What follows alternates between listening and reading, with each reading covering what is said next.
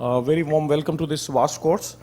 I'll be talking on the small incision lenticule extraction, the SMILE surgeries. We all know that the laser refractive surgery can be basically classified into surface ablation, LASIK and SMILE. So what essentially we are using in a VisuMax platform is 0.3 micron energy with a 500 kilohertz system. So no flap complications as you see in your LASIK procedure, the microstria, the flap dislocations, the epithelial ingrowth. So essentially it boils down to a lenticule cut with a side cut, the flap cut and a flap side cut. So the patient is taken under topical anesthesia. The patient is docked under VisuMax. It's a very gentle docking. The patient can visualize this green blinking light and you see the first cut. This is the lenticule cut. It goes from periphery to central. This is if you see the side cut, and then the cut, this is the flap cut which moves radially across, and then you have a 2.5 millimeter, the flap side cut. Just gently note, I go in and I'm trying, this is the gas bubble sign. Dr. Sri Ganesh has come up with a study. This shows an adequate femto laser being applied. So I'm trying to create two planes, one plane above the lenticule and the other plane below. So I first go beneath, try to separate 360 degree. With the newer software, the system is very smooth. It takes just movements both ways and it gives a very easy separation. This is then I try to create a small hook here. So this gives me a point of anchorage. I go on the right side, try to do a clean sweep there, and then come at the end and try to separate this. Go inside, put in the BSS and gently wash this off. Just note again, so as I move in, this becomes, the whiteness goes off. So this is the gas bubble sign, and this indicates that the femto laser energy which has been applied, the settings have been appropriate and just appropriate to give you a very adequate smooth dissection. So watch again, I go separate onto the left side, I go again separate onto the right side. That's a 360 degree separation now. I go underneath and this is the flap, underneath the flap, and then there is a small bridge that I have left on my left side, and then finally I clear this bridge again, go in, push in small BSS, and it gives you a hydro expression. So yes, SMILE has certain advantages. It gives you a more biomechanical stable cornea as compared to the LASIK. So we all know that the anterior 1/3 of the cornea is where the collagen fibers are the strongest, and the nerves, minimum cutting of the nerves 28 millimeters vis-a-vis 2.5 millimeters. So this gives me patient who doesn't complain of dryness, and to my mind it gives me a more biomechanical stable cornea. Now we know that between the different stages of surgery, there can be certain complications. So the suction loss to me is the biggest complication that we encountered in our initial cases. But yes, these are all amenable. Black spots could be because of the mebumin secretions, the dirt fibers, the ink used, and they might cause difficulty in tissue separation. So let's begin. Now this is some nightmares that I'm sharing with you, but believe me, all the patients go back and recover. So this is the basic lenticule cut, and it extended more than 10% but less than 90%. So you can't do anything. Go off and take the patient for a LASIK or a femto flap. Now watch carefully. This is again a cut, and the lenticule side cut partially, and the patient squeezes and I lose the suction. So at this stage you can redock the patient. So what I do is take the patient back, redock.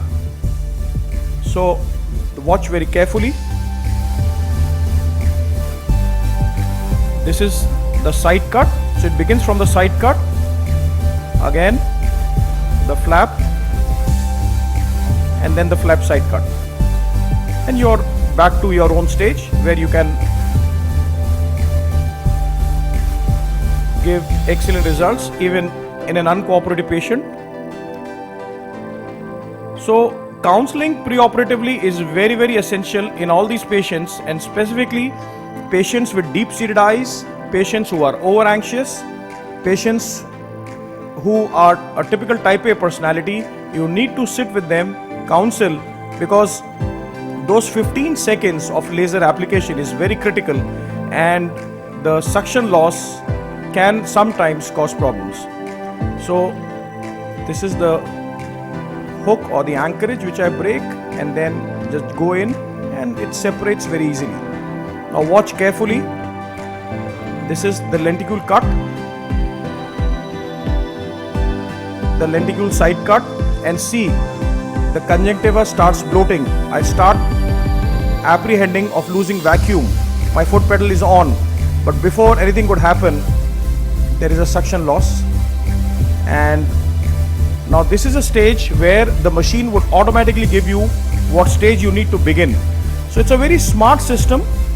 You redock the patient. Maybe you can clear the central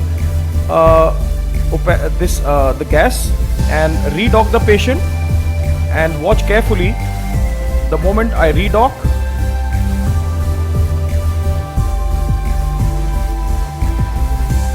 this is the side cut, the flap side cut, which didn't happen. So it restarts 0.5 millimeter inside. So I again open up. Now this has to be done very carefully because you have to identify these two planes, and then very gently you can separate the lenticule. So even if the odds of the conditions, smile is very forgiving, and redocking of the patient can be done most of the times, except if you cross 10% of the lenticule cut before the side cuts.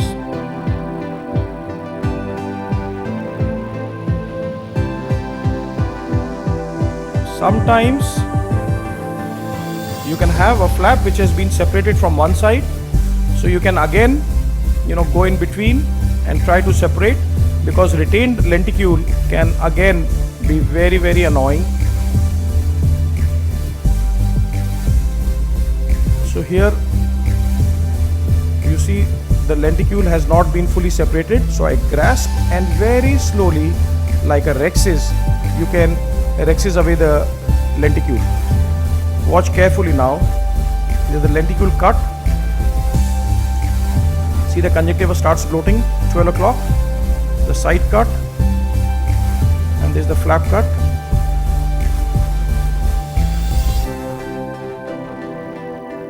So before the flap side cut could happen, the vacuum loss occurred. So I need to clear the central gas bubbles, redock the patient. So that is what I am doing here. And then it begins from the flap cut, and then the flap side cut. If you would have watched carefully, even in the second stage the patient did a zap movement, so where the flap cut couldn't happen properly. So I had just this nearly 1.8 or 2 millimeter incision through which I am trying to fashion away the lenticule.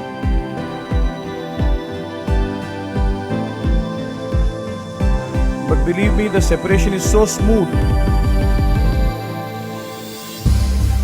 that once the plane is identified, you can easily separate the lenticules. So this is the anchor which I have created on the left side. Roll completely, separate, and then come back, separate, and then do a gentle visco or the hydro expression. And this is the post-op, immediate post-op picture.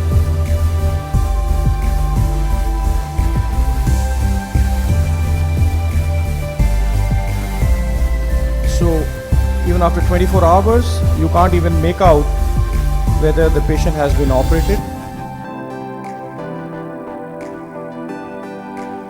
Thank you. I think you can take a break and let him complete. We can probably take up a few questions on Smile in case any one of you have Any question on SMILE? Yeah. What is your energy offset for the 4 stages of SMILE? Do you keep it constant, or do you change it based on the pachymetry, or is it like standard, like for all cases it's standard? So as of now, it's by default, we have kept it at the factory settings. So it's same for all the 4 stages. But yes, a lot of work is now being done where we are trying to define the difference in energy between the lenticule cut and the flap cut. And I think that basically aims at minimizing the use of energy. So that would give you a good tissue dissection, at the same time taking away the energy. So with minimum energy, the best possible tissue dissection.